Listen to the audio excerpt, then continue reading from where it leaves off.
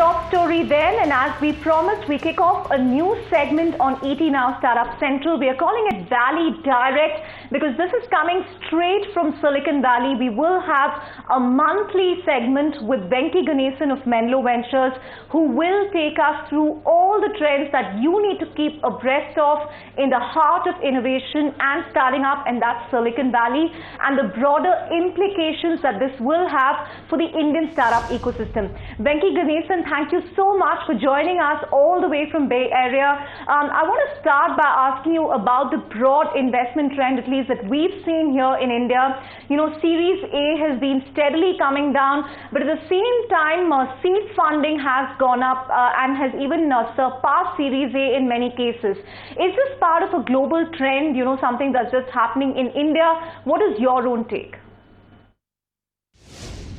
So VCs all over the world are taking a wait and watch attitude. In Q1, there's a lot of macroeconomic issues, and there have also been some late stage unicorn companies that have been blowing up. But I think as the year rolls on, you will see that seed and Series A investments is going to pick up. It's mostly the late stage investments that are going to suffer. So I am more optimistic that as the year goes on, you're going to see more Series A investment, even in India, definitely in the US.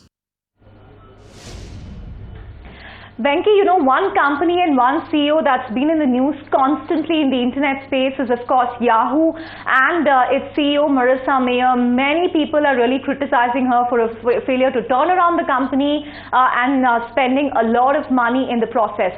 What is your own assessment of her term so far? Turnarounds are really difficult. We tend to think when Steve Jobs did it at Apple, so anybody should do it. But Steve Jobs is a once in a decade, once in a generation kind of entrepreneur. I think Marissa got a very tough hand dealt to her. She's tried to do the best she can, but ultimately it's very hard to move a big ship like Yahoo and turn it around. So I think Marissa gave it her best, and that's all one can hope for. But I think it was always a very difficult thing to do. Venky, and one startup, you know, which was previously hot and which is now under fire is, of course, Theranos. A lot of people are now blaming investors in Silicon Valley for really not doing enough due diligence and, you know, getting swept away by the unicorn trend. Again, you know, is this a hard lesson for investors in the Valley? Well, this is a lesson that happens in every upcycle. I think in an upcycle, people tend to get sloppy. They tend to do less due diligence. And we always have a fame blowout like this. If you go back to the 1990s, we had WorldCom and Enron as big potential fraud misrepresentation. I don't know the exact details on Theranos, but it's very clear that this company was overhyped and the technology is not working.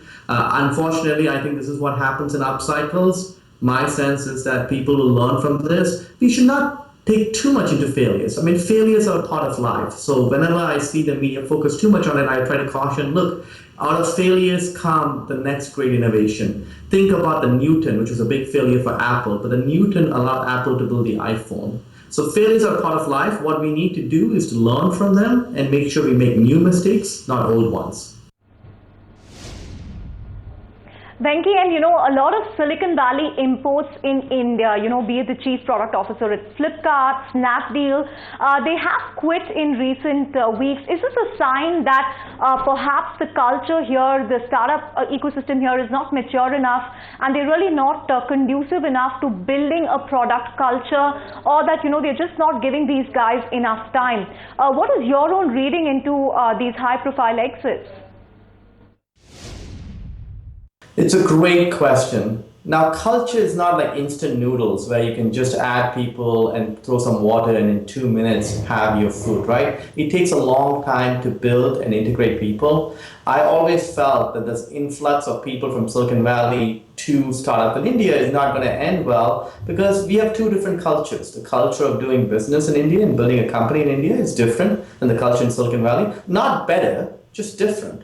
And it takes time for that integration to happen and for that marriage to happen. You can't just add people, add water and make it do. I think some of the cultural issues you're seeing is exactly that.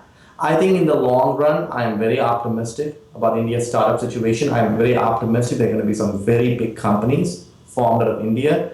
But in the short run, I do think that there are going to be challenges with some of the big e-commerce companies, and that the notion of importing talent from Silicon Valley and trying to see if that can work, I think is going to have a mixed result. There's also been a series of markdown and valuations that e-commerce companies here have seen. I mean, Flipkart has seen its fifth markdown in the last few weeks. Should one really take these markdowns very seriously by mutual funds, or is it just a theoretical exercise? How serious should these markdowns be? I think they're two separate issues. I think too much is made of whether a mutual fund is marking up or marking down an investment. And you got to understand that the valuation process for a mutual fund is driven by auditors and driven by the audit process, which is very different. So I don't read too much into whether Fidelity or T. Rowe Price marks up an investment or marks down an investment. The only valuation that matters is the exit valuation. All the interim valuations don't matter. So that's one issue. Separate issue is just what's going to happen with some of these late-stage e-commerce companies in India. I think the reality is their valuations have been significantly ahead of reality. You can only give other people's money away for so long before people start giving it to you. I think eventually they're going to find a way to build a profitable, sustainable business. I definitely hope they will, and I am sure they will. And until that happens, though, the valuations are going to be volatile. Venky, finally, before we wrap up, any other trends from the Silicon Valley in the last month that we should really look forward to? Well, I think Google I/O happened, and I think it's fantastic to see how Google is continuing to make progress. I think what Sundar has laid out, Sundar Pichai, the CEO of Google, is his vision about how AI is central. I think that is probably a very big theme, the notion of using artificial intelligence and machine learning and incorporating it in all facets of technology. I am very optimistic about it. I also think that while we might hear in the news all these up and down valuations in the late stage, it's a pretty exciting time to do early stage investing. We ourselves at Menlo Ventures have been focused on drones. We just invested in a fantastic company called D-Drone, and we've been investing in a Wi-Fi company called Eero. So I think there are opportunities to build really big companies right now, and we are very excited about that opportunity. Find us on Facebook at facebook.com/ETNow, and don't forget to click the like button. You can also follow us on Twitter at ETNowLive. To stay updated with all our programming, hit the subscribe button on our YouTube channel by logging on to youtube.com/user/ETNow.